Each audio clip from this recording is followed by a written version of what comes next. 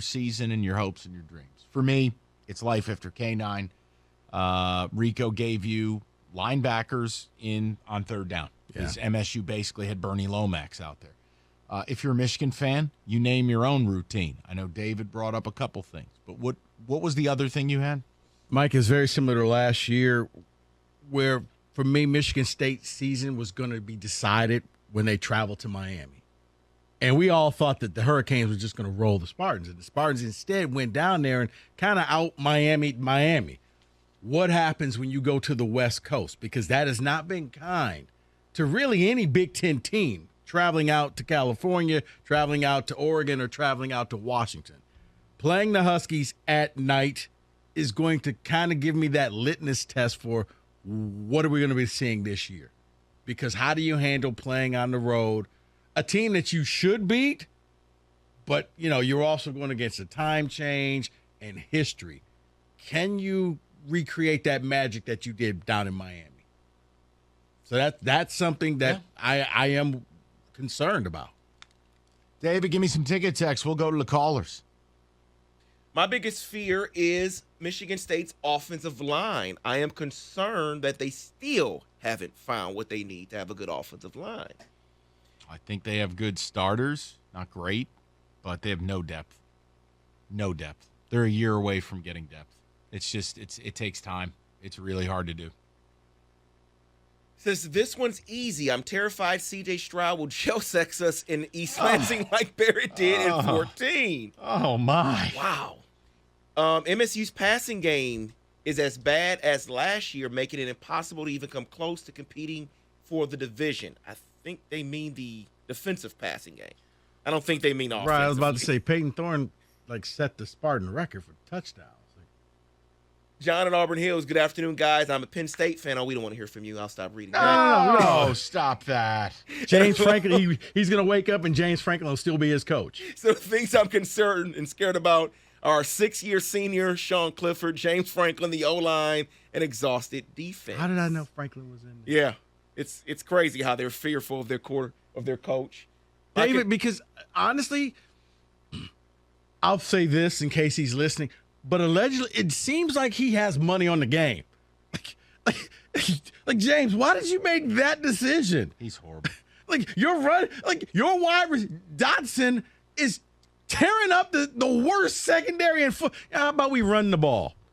But they can't stop run it. 4th and 15, run it. He's horrible. He really is horrible. There's no other way for me to put it. He is terrible. Michigan fan here, he says, my biggest fear is the defense. They lost top 4 leaders in tackles, hard to replace. That is Aaron in Lake Orion. Another Michigan fan here says, my number 1 fear is the QB carousel. My number 2 fear is the linebacking core. I think a 2-loss season at Iowa and either one of the rivals. David from Garden City. Maybe both of the rivals. No one's brought up the QBs yet, have they? Well, you said that was the first QB one. Carousel. QB carousel. No, I'm saying that's number 1 25 minutes in. Correct. I just would not want to see a rotation again. Pick a guy, go with it. Let's go to Notre Dame just did that. Yeah, and it's a kid who's thrown, 24 passes? But you picked him. And that's it. That's your guy. Adam, 97.1. What's up, Adam? Hey, Mike. Had an answer to the question about biggest fears for a Michigan fan. And then I also kind of wanted you to settle a debate between me and my buddy, if possible, on the same subject. Sure. So I think for a Michigan fan, it might be unrealistic, but I think what you just said about the coaching carousel, it's not totally unrealistic that J.J. McCarthy gets sick of playing part-time QB for the first 4 games and then announces he wants to transfer and go dominate at Oklahoma or Texas Tech and run and throw like he should be able to. But no one's really talking about any chance that he announces a transfer after 4 games. Look, if he hasn't left by now, it feels like he's not. But I'm with you. If it's another year of this nonsense and we're playing in the NIL game and somebody like Ole Miss or Texas A&M calls you and offers you $1 million and day 1 starting status, I just don't know what we're doing here anymore if I'm him and his family, if I'm not playing. Yeah, but you know what, Adam? I think especially in your first couple of games, because the talent's not going to be that great, you're going to see where K gets half the games where he may get the first and the third quarter and JJ gets the second and fourth quarter to try to pacify both quarterbacks. Gotcha. That makes sense. So the other, it's kind of a petty debate, but it's based on last season. So my buddy is a big fan of yours. He worships the ground you walk on, Valenti. Well, and you've actually never had a wrong take ever. Well, that's not true at all. So he's off base, but go ahead. Okay, so last year's Michigan offense, obviously a rushing attack was the offense, but his thing was that Cade McNamara was a really good quarterback, and the rushing attack was only successful because of Cade. And I have the opinion that Michigan could have had Helen Keller at quarterback most games, and the rushing attack was still going to be successful. I agree with you. Okay. I mean, your buddy sounds like a lovely guy, but you're right. Now, I'm not sure if Helen Keller would be. I don't know if we go that far. My point is, your O-line simply it's the pizza deal we always talk about with old school Bama. You lined up most weeks, and the other team couldn't keep you from 3.4 yards a carry, i.e., handoff, first down. Or the very popular handoff, sneak on fourth down, first down. Yep. That's it.